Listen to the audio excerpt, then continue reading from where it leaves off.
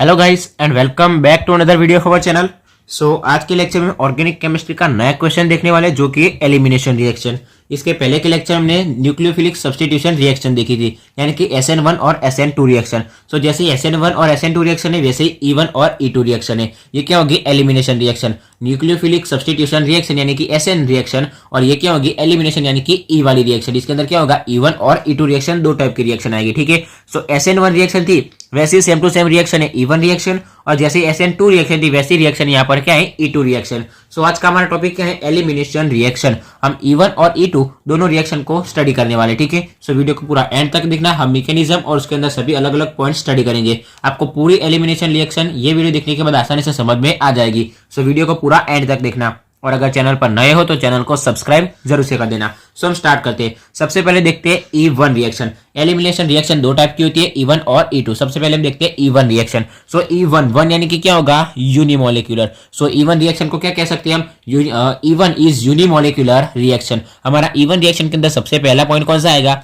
E1 is unimolecular reaction. दूसरा step हम क्या कह सकते हैं कि E1 जो एलिमिनेशन रिएक्शन होती है, कौन सी? E1, उसके अंदर दो स्टेप इन्वॉल्व होते हैं। ये कौन सा रिएक्शन होगा? Unimolecular reaction. जो E1 रिएक्शन है वो कैसी होगी? Unimolecular reaction. आपको ये लिखने की जरूरत नहीं है, मैं आपको एंड में नोट्स दे दूंगा, आप आसानी से उसमें से रीड कर लेना। ठीक है, E1 रिएक्शन कैसी होगी? यूनिमोलिकुलर रिएक्शन होगी। दूसरा पॉइंट कौन सा आएगा? जो E1 रिएक्शन है वो दो स्टेप के अंदर होती है, यानी कि E1 reaction involve to step. तो इसके अंदर क्या होगा? टू स्टेप होंगे, दो स्टेप होंगे। ठीक है, अभी हम क्या देखते हैं? उसकी मैकेनिज्म देखते हैं। मैकेनिज्म स्टार्ट करते हैं। मैकेनिज्म समझना बहुत ही इंपॉर्टेंट है।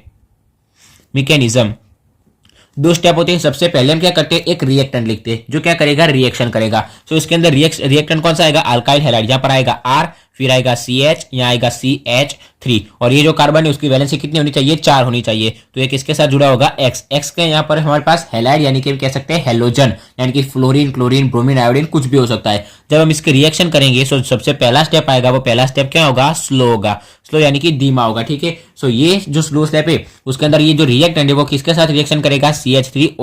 CH3OH मिथाइल अल्कोहल के साथ रिएक्शन करेगा, जिसको हम कह सकते हैं मिथेनॉल भी कह सकते हैं। ठीक है, यहाँ से क्या होगा? RCH3CH2, यहाँ पर X है। X क्या है हमारे पास? हेलोजन। सबसे पहले स्टेप में, फर्स्ट स्टेप के अंदर क्या होगा? जो X है, X क्या हो जाएगा? रिमूव हो जाएगा, यानी कि हेलोजन क्या हो जाएगा? रिमूव हो जाएगा। अगर X रिमूव हो जाएगा, X क्या होता है? हेलोजन होता है। फ्लोरीन, क्लोरीन, ब्रोमीन, आयोडीन, क्या होता है? Cl-, F-, પછી फिर क्या होता है? Br-। वैसे ये क्या होगा? Xb- होगा। X- यहां से रिमूव हो जाएगा। अगर X- रिमूव हो जाएगा तो कार्बन के ऊपर क्या चार्ज आएगा? पॉजिटिव चार्ज आएगा। तो यहाँ पर हमारे पास क्या बचेगा? R वैसे का वैसा रहेगा, फिर ये CH भी वैसे का वैसा रहेगा, और CH3 भी वैसा रहेगा। यहाँ से X क्या हो जाएगा? माइनस के साथ रिमूव हो जाएगा। कार्बन के ऊपर कौन सा चार्ज आएगा? प्लस चार्ज आएगा, क्योंकि कार्बन की वैलेंसी कितनी होती है? 4 होती है। यहाँ पर 1, 2 और एक हाइड्रोजन 3 और ये 4। ठीक है, 1, 2, 3 और 4। कार्बन की वैलेंसी 4 थी, अभी इसकी वैलेंसी कितनी हो गई? 1, 2 और यहाँ पर 3। ठीक है, तो उसके पास क्या आएगा? एक पॉजिटिव चार्ज आएगा। हमारा होगा पहला स्टेप। अभी हम क्या करते हैं? दूसरा स्टेप देखते हैं। दूसरा स्टेप हम यहीं पर रखते हैं। ये क्या होगा? हमारा दूसरा स्टेप। अगर हम चाहे तो क्या करते हैं? इसको अभी ये जो हमको प्रोडक्ट मिली उसको हम क्या करते हैं? रिएक्टेंट बना सकते हैं, और उसके बाद उसकी दूसरी रिएक्शन करते हैं। तो क्या कह सकते हैं हम? R, फिर आता है CH के ऊपर चार्ज कौन सा आएगा? कार्बन के ऊपर पॉजिटिव, और क्या आएगा? CH3। ये आपको नहीं लिखना। ठीक है, उसके बाद हम क्या करेंगे? हमारा आएगा दूसरा स्टेप, स्टेप नंबर 2। इसको हम क्या कह सकते हैं? कार्बन के ऊपर पॉजिटिव चार्ज है तो इसको हम कह सकते हैं कार्बोकैटायन। क्या कह सकते हैं? कार्बोकैटायन।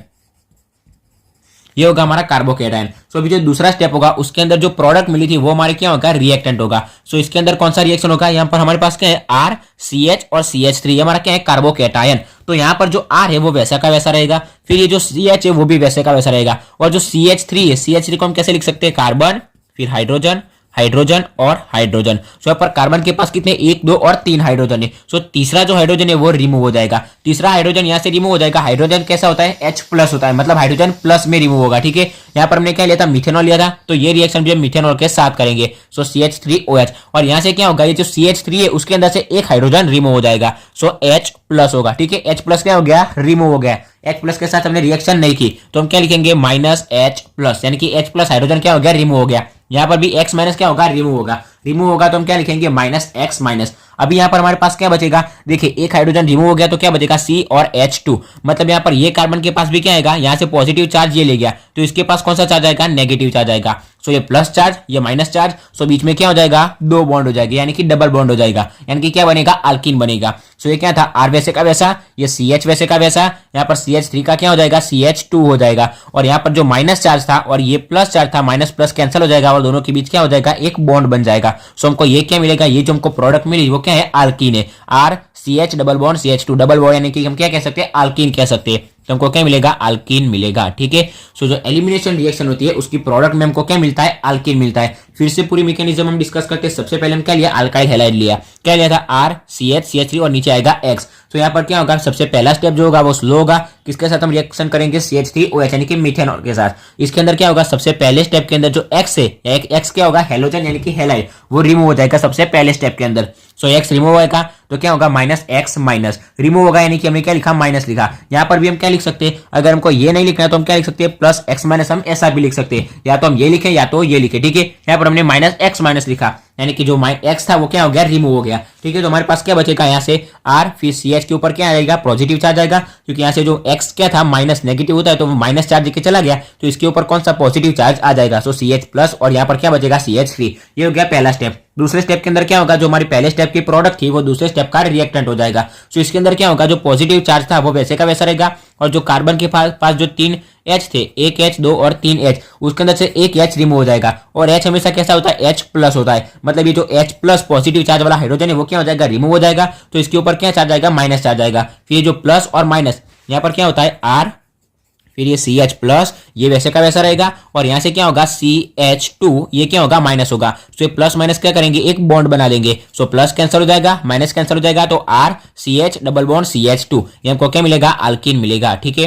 क्या मिलेगा हमको, अल्कीन। सो क्या थी उसकी मैकेनिज्म थी। दूसरे स्टेप के अंदर भी हम क्या लेंगे, CH3OH यानी कि मिथेनॉल लेंगे, ठीक है। यहाँ से H प्लस रिमूव हो जाएगा, यानी कि -H प्लस, तो हमारे पास क्या बचेगा, R CH और डबल बॉन्ड में क्या आएगा, CH2, ठीक है। सो ये क्या हो गया, हमारा अल्कीन प्रोड्यूस हो गया, ठीक है। सो हमारा क्या था, मैकेनिज्म के अंदर हम लेके लेंगे, अल्काइल हैलाइड लेंगे, और उसके ऊपर से हमको क्या मिलेगा, अल्कीन मिलेगा, ठीक है। सो ये रिएक्शन किसकी थी, इवन रिएक्शन थी। इवन यानी कि यूनिमोलिकुलर रिएक्शन, एलिमिनेशन रिएक्शन के अंदर यूनिमोलिकुलर यानी कि यूनिमोलिकुलर एलिमिनेशन रिएक्शन थी, ठीक है। तो इसका क्या होगा, ये मैकेनिज्म हो गया। अभी हम क्या देखते हैं, उसके अंदर अलग अलग पॉइंट्स देखते हैं। तो सबसे पहला पॉइंट हम क्या लिख सकते हैं, जो ये जो रिएक्शन है वो कैसे रिएक्शन है, यूनिमोलिकुलर रिएक्शन है, यूनिमोलिकुलर रिएक्शन, ठीक है। हमने SN1 में देखा था, SN1 वो भी क्या था, यूनिमोलिकुलर था, तो E1 भी क्या आएगा, यूनिमोलिकुलर आएगा।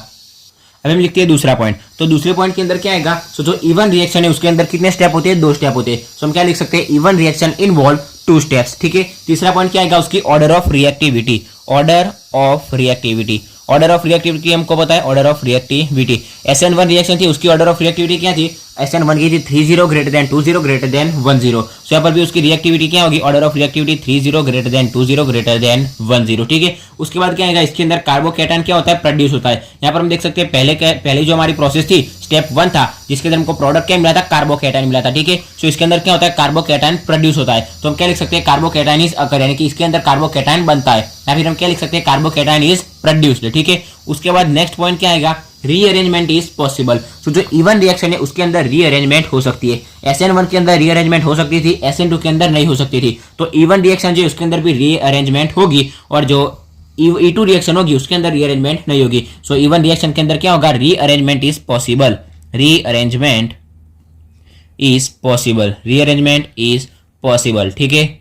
उसके बाद नेक्स्ट पॉइंट क्या आएगा, सो जो हमारा रेट ऑफ रिएक्शन यानी कि जो रिएक्शन है उसका रेट किसके ऊपर डिपेंड करेगा, सो ये जो हमारे पास रिएक्टेंट है उसके ऊपर डिपेंड करेगा। यानी कि हम क्या लिख सकते हैं, rate of reaction is depend on reactant. ये हमारा क्या है, पूरा रिएक्टेंट है। सो जो रिएक्शन है, ये पूरी रिएक्शन, उसका रेट किसके ऊपर डिपेंड करेगा, रिएक्टेंट के ऊपर। सो हम क्या लिख सकते हैं, rate of reaction is depend on reactant. तो उसके बाद हम क्या लिख सकते हैं, जो रेट ऑफ रिएक्शन है वो किसके ऊपर डिपेंड करेगा, यानी कि प्रोपोर्शनल टू, किसके ऊपर प्रोपोर्शनल करेगा, यानी कि हमारा रिएक्टेंट क्या है, R CH X और CH3। तो हम क्या लिख सकते हैं, R CH, फिर आएगा X और क्या आएगा, CH3। इसके साथ हम क्या लिखेंगे, कोई K लिखेंगे जो क्या होगा, कांस्टेंट होगा, ठीक है। सो जो रेट ऑफ रिएक्शन है, इवन रिएक्शन के अंदर जो रेट ऑफ रिएक्शन है वो किसके ऊपर डिपेंड करता है, सो जो रिएक्टेंट है उसके ऊपर डिपेंड करता है। उसके बाद आता है जो इवन रिएक्शन है उसके अंदर कौन सा बेस यूज होता है, वीक बेस यूज होता है, ठीक है। SN1 के अंदर भी वीक बेस यूज होता था, इसके अंदर भी वीक बेस यूज होता था। उसके बाद आता है नेक्स्ट पॉइंट कि जिसके अंदर क्या होगा, सॉल्वेंट कौन सा यूज होता है, तो सॉल्वेंट होगा पोलर प्रोटिक सॉल्वेंट।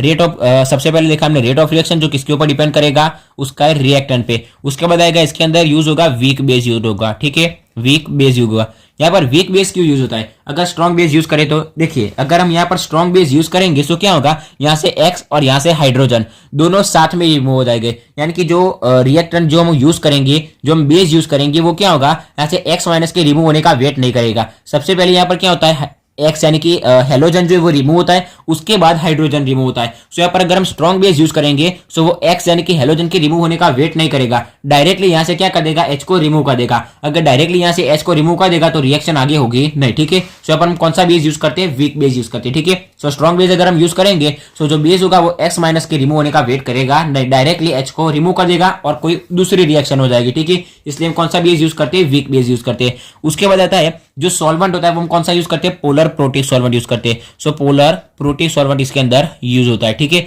उसके बाद जो रेट है, रेट ऑफ रिएक्शन किसके ऊपर, दूसरे नंबर पर किसके पे डिपेंड करती है, so ability of living group. Living group कौन सा है यहाँ पर हमारे पास, ये क्या है हमारे पास, रिएक्टेंट है, उसके ऊपर से एक दूसरी प्रोडक्ट बनती है। ये जो प्रोडक्ट है उसको हमने दूसरी बार क्या लिया, रिएक्टेंट लिया, उसके ऊपर से हमको ये प्रोडक्ट मिली। तो हम क्या कह सकते हैं, जो रेट है वो किसके ऊपर डिपेंड करता है, ability of living group. Living group यहाँ पर क्या है, एक्स है, और यहाँ पर लिविंग ग्रुप कौन सा है, यहाँ से हाइड्रोजन है, ठीक है। सो लिविंग ग्रुप जितना जल्दी से रिमूव हो जाएगा उतना रेट ऑफ रिएक्शन क्या होगा, बढ़ेगा। मतलब जो रिएक्शन का रेट है वो रेट क्या होगा, proportional to ability of living group. Ability यानी कि क्षमता, ability of living group, LG यानी कि लिविंग ग्रुप। अगर लिविंग ग्रुप की जो एबिलिटी होगी वो ज्यादा होगी तो रिएक्शन का रेट क्या होगा, ज्यादा होगा। मतलब जितनी जल्दी लिविंग ग्रुप होगा, ये लिविंग ग्रुप क्या होगा, जितना जल्दी से जाएगा उतनी रिएक्शन फास्ट होगी, वो हम कह सकते हैं। सो रिएक्शन का रेट क्या होगा, proportional to ability of living group. मतलब लिविंग ग्रुप जो है वो जितना जल्दी रिमूव होगा उतनी जल्दी क्या होगा, रेट यानी कि रिएक्शन उतनी जल्दी होगी, ठीक है। सो नेक्स्ट पॉइंट हो गया। उसके बाद हम देखते हैं कार्बोकैटायन जितना स्टेबल होगा उतनी इवन रिएक्शन ज्यादा होगी। क्या कह सकते हैं हम, यहाँ पर हमारे पास क्या है, ये पूरा कार्बोकैटायन। सो ये जो कार्बोकैटायन है वो जितना स्टेबल होगा, कार्बोकैटायन जितना स्टेबल होगा उतनी इवन रिएक्शन जो होगी वो ज्यादा होगी, उतनी इवन रिएक्शन क्या होगी, ज्यादा होगी। कार्बोकैटायन जितना स्टेबल होगा उतनी इवन रिएक्शन ज्यादा होगी। अगर कार्बोकैटायन अनस्टेबल होगा तो इवन रिएक्शन बहुत ही कम होगी। तो कार्बोकैटायन कैसा होना चाहिए, स्टेबल होना चाहिए, ताकि इवन रिएक्शन कैसी हो, जल्दी हो। तो कार्बोकैटायन क्या होता है, कार्बोकैटायन स्टेबल होना चाहिए तो इवन रिएक्शन क्या हो, ज्यादा हो और जल्दी से हो, ठीक है। फिर जो इवन रिएक्शन है वो कैसी रिएक्शन है, endothermic reaction. E one reaction endothermic reaction है। एंडोथर्मिक रिएक्शन यानी कि उसका टेम्परेचर क्या होगा, एंडोथर्मिक रिएक्शन, उसका टेम्परेचर ज्यादा होगा। टेम्परेचर कितना होगा, ग्रेटर देन 50 डिग्री सेल्सियस। सो जो इवन रिएक्शन है वो एंडोथर्मिक रिएक्शन है, जिसका टेम्परेचर क्या होगा, हाई होगा, ग्रेटर देन 50 डिग्री सेल्सियस होगा, ठीक है। उसके बाद ये दो स्टेप में इन्वॉल्व होती है जो हमने देख लिया, जिसके अंदर सबसे पहला स्टेप कौन सा आता है, इसके अंदर दो स्टेप होते हैं, 2 स्टेप्स। जिसके अंदर सबसे पहला स्टेप आता है वो क्या होता है, स्लो होता है। पहला स्टेप स्लो होता है, स्लो को हम क्या कह सकते हैं, आरडीएस भी कह सकते हैं। आरडीएस यानी कि रेट डिटरमाइनिंग स्टेप, ठीक है। और दूसरा स्टेप कौन सा आएगा, फास्ट आएगा, ठीक है। पहला स्टेप आएगा स्लो और उसको हम क्या कह सकते हैं, आरडीएस यानी कि रेट डिटरमाइनिंग स्टेप, और दूसरा स्टेप कौन सा आएगा, फास्ट आएगा, ठीक है। सो ये हो गया इवन रिएक्शन, ठीक है। अभी हम देखते हैं E2 रिएक्शन, उसके बाद मैं आपको दोनों के नोट्स एक साथ दे देता हूं, ठीक है। सो जैसा इवन रिएक्शन है, इवन रिएक्शन एक स्टेप के अंदर होता था, 2 स्टेप के अंदर होता था, वैसे ही जो E2 रिएक्शन है वो सिंगल स्टेप के अंदर हो जाएगा। सो सिंगल स्टेप के अंदर क्या होगा, यहाँ से जो X है और यहाँ से H है दोनों एक साथ रिमूव हो जाएगा, तो हमको ये क्या मिल जाएगा, डायरेक्टली हमको अल्कीन मिल जाएगी। यानी कि सिंगल स्टेप के अंदर हमको क्या मिल जाएगा, अल्कीन प्रोडक्ट मिल जाएगा, ठीक है। उसके बाद क्या आता है, जो यूनिमोलिकुलर है उसकी जगह क्या आएगा, बायमोलिकुलर रिएक्शन आएगा, ठीक है। इसके अंदर कोई कार्बोकैटायन बनता नहीं है, कार्बोकैटायन बनता नहीं है डायरेक्टली, क्योंकि इसी में से ये बन जाता है तो कार्बोकैटायन बनाने की जरूरत नहीं पड़ती, ठीक है। उसके बाद उसके अंदर रीअरेंजमेंट नहीं होता। फिर जो रिएक्शन का रेट है वो किसके ऊपर डिपेंड करता है, वो सब अभी हम देखते हैं। सब देखते हैं E2 रिएक्शन। सो E2 रिएक्शन, उसका हम देखते हैं सबसे पहले मैकेनिज्म। सो हम रिएक्टेंट कौन सा लेंगे, वही जो हमने आगे लिया था, वो क्या था, सबसे पहले था R, फिर था CH, CH3 और क्या था X। इसको हम अलग तरीके से लिखते, ये रिएक्टेंट यही रहेगा, उसको हम अलग तरीके से लिखते। तो क्या लिखेंगे, R वैसे का वैसा, CH वैसे का वैसा, नीचे का X भी वैसे का वैसा। यहाँ पर हमारे पास क्या है, CH3, इसको हम क्या लिख सकते हैं, C फिर H और H लिख सकते हैं, ठीक है। सो हम क्या लिखेंगे, ये C वैसे का वैसा, फिर ये H और H क्या होगा, H2, तो CH2 और क्या बचेगा, नीचे एक बचेगा H। तो हमने क्या लिखा, CH2 और एक H लिखा, हमने अलग लिखा, क्योंकि अभी क्या होगा, जो E2 रिएक्शन है उसके अंदर ये जो HX है वो डायरेक्टली एक ही स्टेप के अंदर रिमूव हो जाएगा, क्योंकि जो E2 रिएक्शन है वो सिंगल स्टेप के अंदर कंप्लीट होती है, ठीक है। सो ये हमारा क्या था, एक रिएक्टेंट था। रिएक्टेंट यहाँ पर हमने क्या लिया, वही रिएक्टेंट लिया अल्काइल हैलाइड, और वो रिएक्टेंट को हमने अलग तरीके से लिखा, ठीक है। सो हम ये नहीं लिखेंगे, उसकी जगह क्या लिखेंगे, इस तरीके से लिखेंगे। CH3 को हमने कैसे लिखा, CH2 और H। अभी रिएक्शन आगे होगा, रिएक्शन के अंदर क्या होगा, स्ट्रॉन्ग बेस यूज करेंगे हम, सो हम लिखेंगे स्ट्रॉन्ग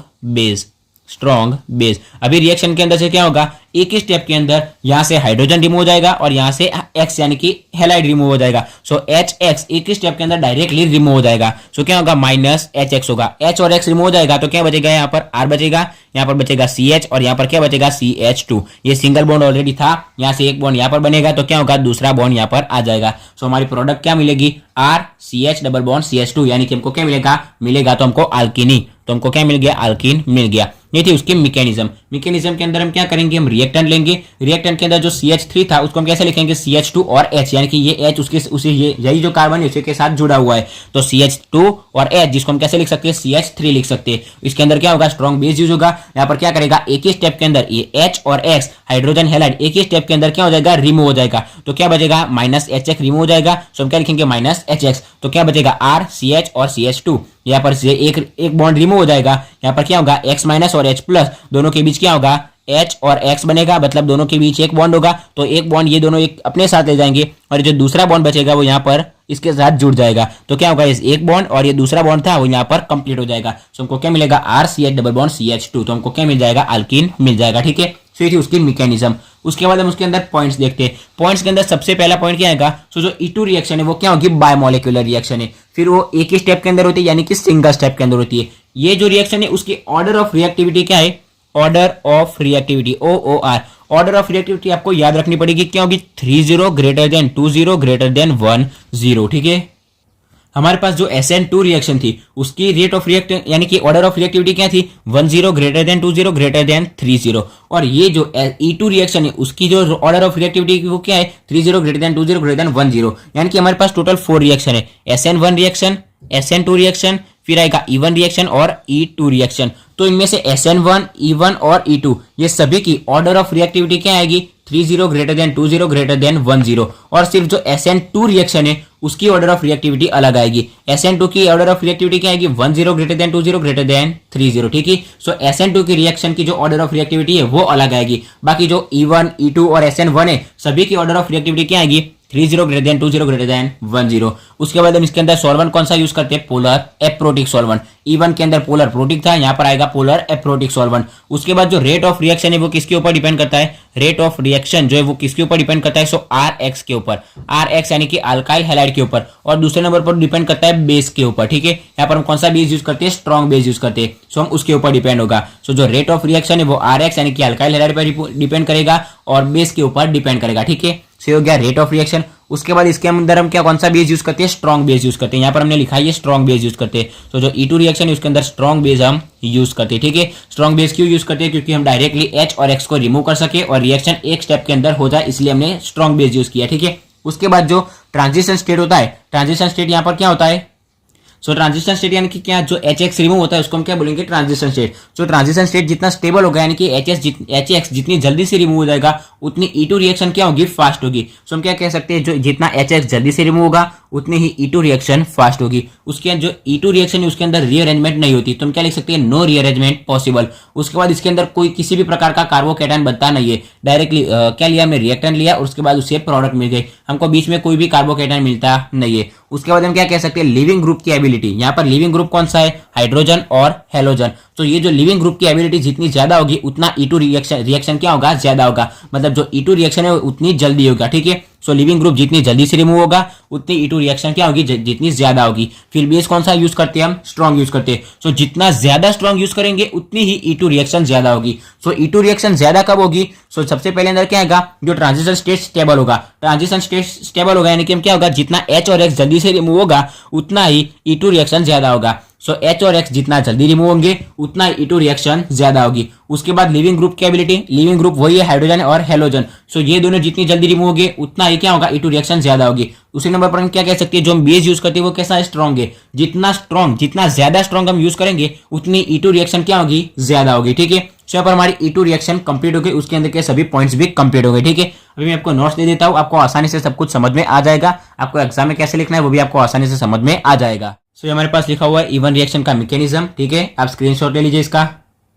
उसके बाद इसके अंदर क्या आता है, अलग अलग स्टेप्स आते हैं, ठीक है। यहाँ पर हमने 12 स्टेप लिखे हुए हैं, ठीक है। यूनिमोलिकुलर रिएक्शन 2 स्टेप में होती है। ऑर्डर ऑफ रिएक्टिविटी लिखा हुआ है, कार्बोकैटायन बनता है, कार्बोकैटायन अकर, यानी कि इसके अंदर कार्बोकैटायन क्या होता है, प्रोड्यूस होता है। हम अकर की जगह क्या लिख सकते हैं, प्रोड्यूस लिख सकते हैं, कार्बोकैटायन प्रोड्यूस होता है। उसके बाद रीअरेंजमेंट इसके अंदर हो सकती है। Rate of reaction is depend on reactant. Reactant कौन सा है हमारे पास, ये आर सी एच और CH3 और X, ये हमारा क्या है, रिएक्टेंट है, तो उसके ऊपर डिपेंड करेगा। फिर वीक बेस यूज करते हैं हम। क्यों वीक बेस यूज करते हैं, अगर हम स्ट्रॉन्ग बेस यूज करेंगे तो जो स्ट्रॉन्ग बेस होगा वो X माइनस के रिमूव होने का वेट नहीं करेगा। ये सॉल्वेंट कौन सा होगा, पोलर प्रोटिक सॉल्वेंट होगा। फिर रेट ऑफ रिएक्शन किसके ऊपर डिपेंड करेगा, ability of living group. Living group जितने जल्दी रिमूव होगा उतनी जल्दी, यानी कि रेट ऑफ रिएक्शन क्या होगा, ज्यादा होगा, यानी कि रिएक्शन उतनी फास्ट होगी। फिर कार्बोकैटायन जितना स्टेबल होगा उतनी इवन रिएक्शन ज्यादा होगी। यहाँ पर एरो ऊपर की ओर है, मतलब इतनी रिएक्शन ज्यादा होगी। अगर हम नीचे लिखेंगे तो उतना कम होगा, ठीक है। ये एरो ऊपर की ओर यानी कि इंक्रीज होगा, ठीक है। इवन रिएक्शन कौन सी है, एंडोथर्मिक रिएक्शन है। एंडोथर्मिक रिएक्शन है तो उसका टेम्परेचर क्या होगा, हाई होगा, greater than 50 degree Celsius. 2 step के अंदर होती है, पहला स्टेप होगा स्लो, दूसरा होगा फास्ट। स्लो जिसको हम क्या कह सकते हैं, RDS, रेट डिटरमाइनिंग स्टेप, ठीक है। सो ये हो गई इवन रिएक्शन, ठीक है। इवन रिएक्शन का हमने यहाँ पर एक एग्जांपल भी लिया हुआ है, जहां पर हमने एक्स की जगह क्या लिया, Br माइनस लिया, ब्रोमीन लिया। यहाँ पर देख सकते हैं Br माइनस रिमूव होगा, कार्बन के ऊपर पॉजिटिव चार्ज आ जाएगा और फिर से हमको क्या मिलेगा, यहाँ पर एक अल्किन मिलेगा। हमको क्या मिला, अल्किन मिल गया, ठीक है। So it is E one reaction.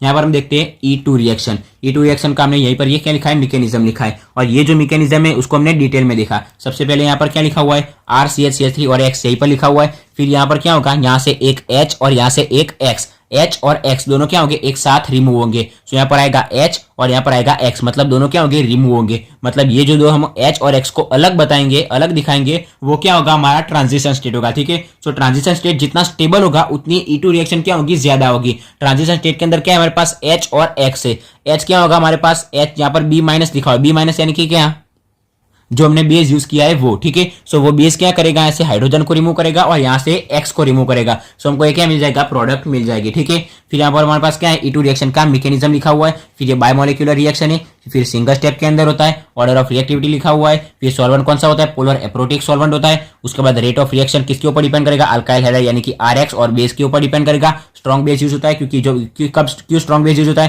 क्योंकि वो डायरेक्टली H और X दोनों को एक साथ रिमूव कर देगा, टुगेदर यानी कि एक साथ में रिमूव कर देगा। फिर ट्रांजिशन स्टेट जितना स्टेबल होगा उतनी E2 रिएक्शन ज्यादा होगी। रीअरेंजमेंट इसके अंदर होती ही नहीं है, यानी कि नो रीअरेंजमेंट।